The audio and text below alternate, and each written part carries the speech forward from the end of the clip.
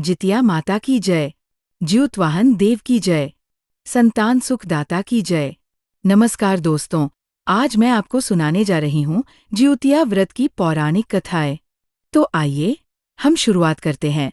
दोस्तों, पहली कहानी का नाम है चील और सियारिन। बहुत समय पहले की बात है। नर्मदा नदी के किनारे एक घना जंगल था। उसी जंगल में एक चील अपने परिवार के साथ रहती थी। चील का स्वभाव बड़ा धर्मपरायण और दयालु था। उसी जंगल में एक सियारिन भी रहती थी। समय के साथ चील और सियारिन की गहरी मैत्री हो गई। दोनों अक्सर साथ रहती, बातें करती और सुख दुख बांटती। एक वर्ष जब आश्विन मास का कृष्ण पक्ष आया तो गांव-गांव, घर-घर में जितिया व्रत की तैयारी होने लगी। जितिया व्रत संतान सुख और संतान की दीर्घायु के लिए किया जाता है। ये देखकर चील और सियारिन ने भी मन में ठान लिया, हम भी इस बार व्रत रखेंगे, नियम निभाएंगे और अपने बच्चों की लंबी उम्र की कामना करेंगे। दोनों ने नहाए खाए किया, नियम पूर्वक व्रत आरंभ किया। संकल्प लिया कि अगले दिन तक कुछ नहीं खाएंगी, न जल पिएंगी। लेकिन उसी रात जंगल में खबर फैली कि पास के नगर के एक बड़े व्यापारी का निधन हो गया है और उनके घर में बहुत सा भोजन बांटा जा रहा है। ये सुनकर सियारिन का मन डोल गया। भूख पहले से ही सताए थी। उसने सोचा, क्यों न जाकर कुछ खा लूं? इतनी स्वादिष्ट चीजें मिल रही हैं, कौन मौका छोड़ता है? सियारिन व्रत का नियम भूल गई। वह चोरी छिपे व्यापारी के घर गई और पेट भरकर खा आई। उसका व्रत उसी क्षण भंग हो गया। इधर चील ने पूरा व्रत नियम से निभाया। उसने न कुछ खाया न जल पिया, बल्कि मन ही मन जितिया माता का स्मरण करती रही। दूसरे दिन पारण कर उसने विधि विधान से व्रत पूरा किया। समय बीतता गया। कहते हैं कि जब दोनों की मृत्यु हुई और पुनर्जन्म हुआ तो उनके जीवन में बहुत बड़ा अंतर आ गया। चील मनुष्य योनि में जन्मी। उसके 7 पुत्र हुए। जितिया माता की कृपा से उसके सभी पुत्र स्वस्थ, बलवान और दीर्घायु रहे। घरांगन में सदा सुख समृद्धि बनी रही। वहीं सियारिन भी मनुष्य योनि में जन्मी। उसके भी 7 पुत्र हुए, परंतु दुर्भाग्य ये कि जन्म लेते ही वे 7 मर गए। अगले जन्म में भी यही हुआ। वो हर बार संतान जन्म के बड़ी व्याकुल होकर रो रही थी। तभी उसकी पुरानी सखी चील उससे मिली। उसने पूछा, बहन, तू इतनी दुखी क्यों है? सियारिन ने कहा, मेरा भाग्य ही फूट गया है। मेरी संतान बार बार जन्म लेते ही मर जाती है। मैं असहाय हो गई हूँ। चील ने उसे प्रेम से समझाया, बहन, ये सब उसी पाप का फल है जो तूने पिछले जन्म में किया। याद कर, हमने दोनों ने जितिया व्रत रखा था, परंतु तू लालच में पड़कर नियम तोड़ बैठी थी और भोजन कर लिया था। मैं अकेली थी जिसने पूरा व्रत किया, इसीलिए आज मेरे बच्चे सुरक्षित हैं और तेरे नहीं। संतान की रक्षा केवल जितिया माता की कृपा से ही संभव है। सियारिन ने ये सुना तो उसका हृदय काँप उठा। उसे अपनी भूल पर गहरा पछतावा हुआ। उसने निश्चय किया कि अब से वो पूरे नियम और श्रद्धा के साथ जितिया व्रत करेगी। कहते हैं कि जब सियारिन ने अगली बार श्रद्धापूर्वक व्रत किया, तब उसकी संतान जीवित रही और स्वस्थ पली बढ़ी। इसीलिए आज भी स्त्रियां जितिया माता का व्रत रखती है। विश्वास है कि जो माता नियमपूर्वक इस व्रत का पालन करती है, उसकी संतान पर संकट नहीं आता और उनकी दीर्घायु होती है। तो दोस्तों, ये थी चील और सियारिन की अद्भुत कथा, जो हमें त्याग, निष्ठा और संतान प्रेम का अमूल्य संदेश देती है। अब आइए दोस्तों, सुनते हैं ज्योतिया व्रत से जुड़ी दूसरी मार्मिक कथा। इस कथा का नाम है एक दुखियारी माँ। ये कथा एक ऐसी माँ की है जिसने अपनी संतान के लिए असीम कष्ट सहते हुए भी व्रत का पालन किया। एक समय की बात है, एक छोटे से गांव में पार्वती नाम की महिला अपने 2 बच्चों के साथ रहती थी। उसका जीवन अत्यंत कष्टमय था, क्योंकि कुछ समय पूर्व ही उसके पति का देहांत हो चुका था।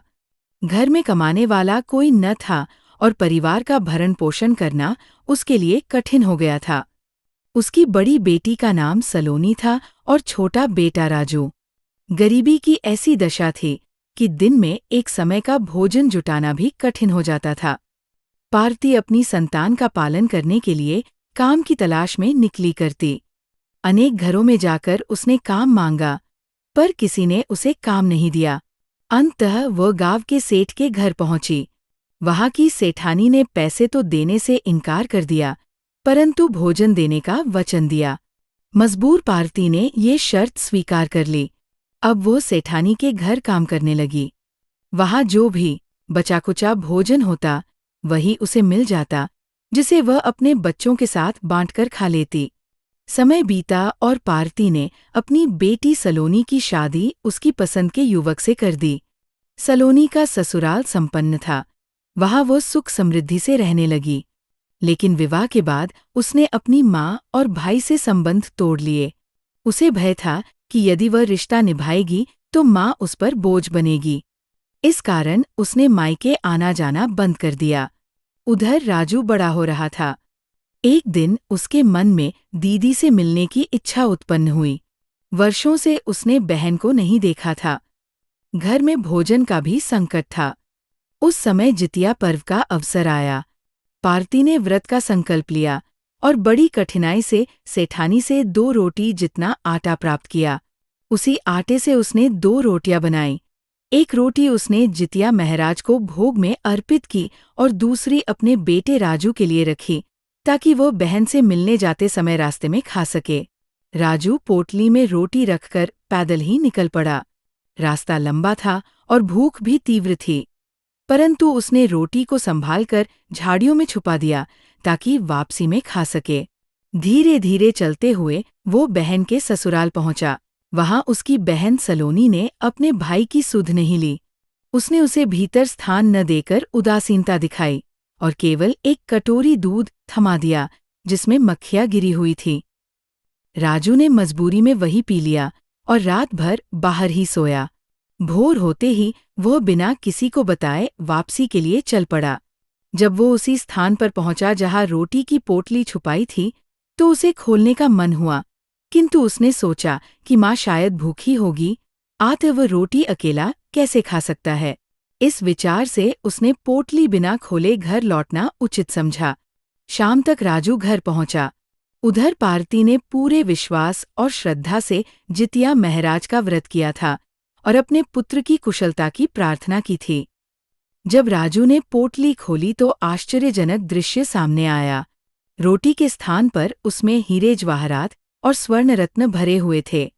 ये देखकर पार्वती समझ गई कि ये सब जितिया महाराज की कृपा से हुआ है। उसका व्रत सफल हो गया। पार्वती ने उन रत्नों को बेचकर अपने बेटे के लिए सुनार की दुकान खुलवाई।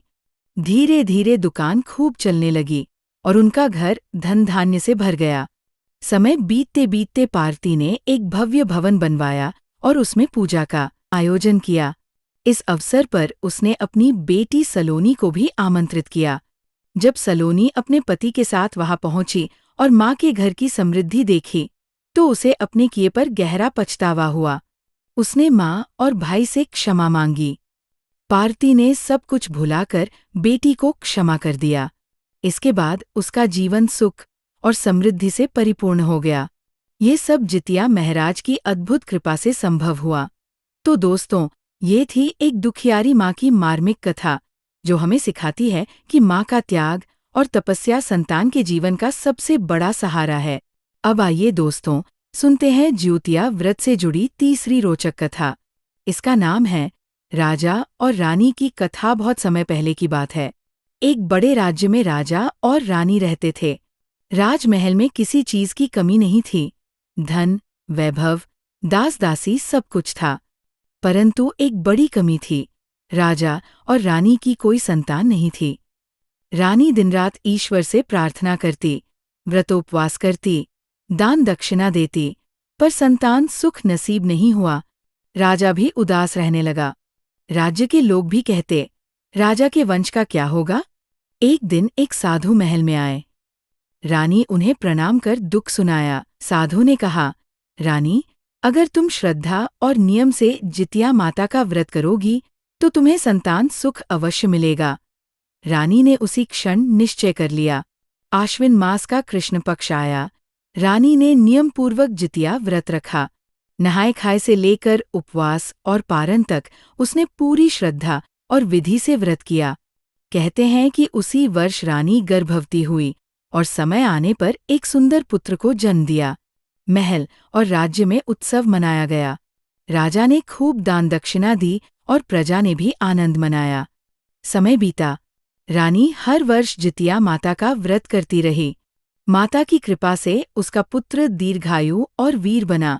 आगे चलकर वही राजकुमार राज्य का उत्तराधिकारी हुआ और प्रजा का कल्याण करने वाला राजा बना। तो दोस्तों, ये थी राजा और रानी की कथा, जो हमें सिखाती है कि व्रत और आस्था से संतान सुख अवश्य प्राप्त होता है। अब आइए दोस्तों, सुनते हैं जिउतिया व्रत से जुड़ी चौथी प्रसिद्ध कथा। इसका नाम है सुखिया और दुखिया। ये कथा दो बहनों की है, एक सुख संपन्न और दूसरी दुखियारी, और दोनों के जीवन में जितिया व्रत की अद्भुत महिमा कैसे प्रकट हुई। एक गांव में दो बहनें रहती थीं। बड़ी बहन का नाम था सुखिया और छोटी का नाम था दुखिया। जैसा नाम वैसा ही भाग्य। सुखिया सुख संपन्न और तृप्त थी, जबकि दुखिया गरीब और अभावों से घिरी हुई। समय बीतता गया। एक वर्ष जितिया का व्रत आया।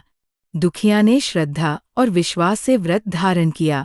उस दिन भी वो काम करने अपनी बहन सुखिया के घर पहुंची।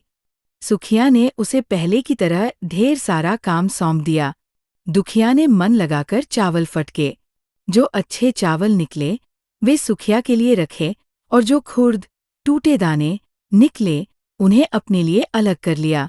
साग काटा तो पत्तियां सुखिया के हिस्से रख दी और डंठल अपने पास रख लिए। काम पूरा करके वो संध्या समय घर लौटी और इन्हीं खुर्द और डंठलों से बेटे के लिए भोजन बनाया। वही खाकर दोनों माँ बेटा सो गए। आधी रात को किसी ने उसके दरवाजे पर दस्तक दी। दुखिया ने दरवाजा खोला तो देखा एक बूढ़ी माई खड़ी है। भूख से व्याकुल माई ने भोजन मांगा। दुखिया ने अपने पास जो साधारण सा भोजन था वही प्रेमपूर्वक उन्हें परोस दिया। भोजन के बाद माई ने रात भर वही ठहरने की अनुमति मांगी। दुखिया ने सहर्ष मान लिया। आधी रात में माई ने शौच की आवश्यकता बताई। घर में सुविधा न होने पर दुखिया ने उन्हें कोने में जाने का कहा। जब हाथ धोने की बात आई तो दुखिया ने सहज भाव से अपना सिर आगे कर दिया और कहा कि सिर पर ही पोंछ दो। ये कहकर वो गहरी नींद में सो गई। सुबह जब दुखिया स्नान करने लगी और बाल धोए तो आश्चर्य से देखा कि उसके सिर से गिरने वाला पानी सोने में बदल रहा है। वह भागकर घर लौटी तो पाया कि घर सोना चांदी, हीरे मोती और रत्नों से भरा पड़ा है। दुखिया समझ गई कि पिछली रात आई बूढ़ी माई स्वयं भगवान का रूप थी, जिन्होंने उसकी श्रद्धा और सच्चाई देखकर आशीर्वाद दिया। अब दुखिया संपन्न हो गई। उसने बहन के घर जाना बंद कर दिया। सुखिया को ये देखकर बड़ा कौतूहल हुआ। एक दिन दुखिया ने अपने बेटे को सुखिया के घर तराजू लाने भेजा। सुखिया ने तराजू के पीछे गोंद लगा दी ताकि पता चल सके कि दुखिया आखिर क्या तोल रही है। दुखिया ने उस तराजू पर सोना तोला। सोने के कुछ कण तराजू से चिपक गए। जब तराजू लौटाया गया तो सुखिया ने सोना देखा और चकित रह गई। उसने दुखिया से सब राज जान लिया। लालच से प्रेरित होकर अगली बार जब जितिया का दिन आया तो सुखिया ने भी लालचवश व्रत रखा, लेकिन उसके पास तो सब सुख सुविधाएं थीं। फिर भी उसने जानबूझकर अच्छे चावल और साग की पत्तियां फेंक दी और खुर्द व डंठल अपने लिए रख लिए। वही भोजन पकाया और रात को खाकर सो गई। आधी रात को वही बूढ़ी माई उसके घर भी आई। सुखिया ने उन्हें भी वही भोजन कराया और उनके कहने पर अपने सिर को हाथ पोंछने के लिए आगे कर दिया। सुखिया मन ही मन सोच रही थी कि सुबह उसका घर भी धन धान्य से भर जाएगा, लेकिन जब वो जागी तो देखा पूरा घर गंदगी से भरा पड़ा है और उसके बालों में भी मैल चिपका हुआ है। ये देखकर वो रोने चिल्लाने लगी। गुस्से में दुखिया को बुलाया और दोष देने लगी। तब दुखिया ने शांति से समझाया, बहन, मेरे पास कुछ भी नहीं था। मैंने भगवान को सच्चे मन से जो था वही अर्पित किया, पर तेरे पास सब कुछ होते हुए भी तूने भगवान को अच्छा भोजन नहीं दिया।